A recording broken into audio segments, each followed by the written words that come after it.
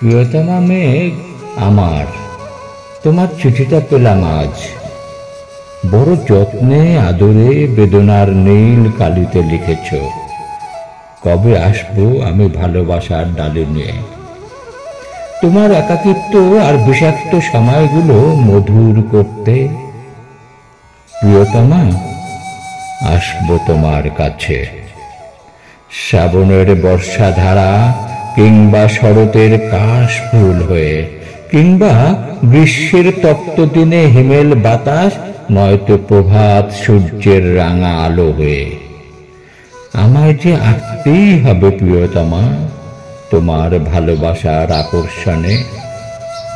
কোনো এক শীত সকালে ঘুম ভেঙে দেখবে শিয়রে দাঁড়িয়ে আছি, সেদিন তোমায় নিয়ে যাব কাজলা দিঘির পাড়ে।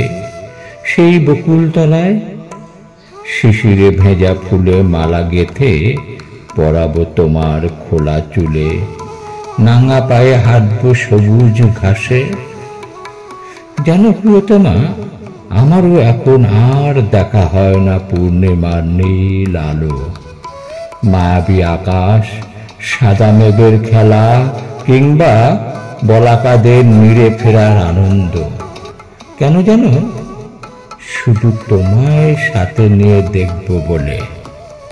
প্রিয়তমা, দেখে নিও, হৃদয়ের ডাক বাক্সে বেদনা ভরা চিঠি ফেলতে হবে না আর, কিংবা মনে আগুন জ্বালাতে দেব না তোমায়।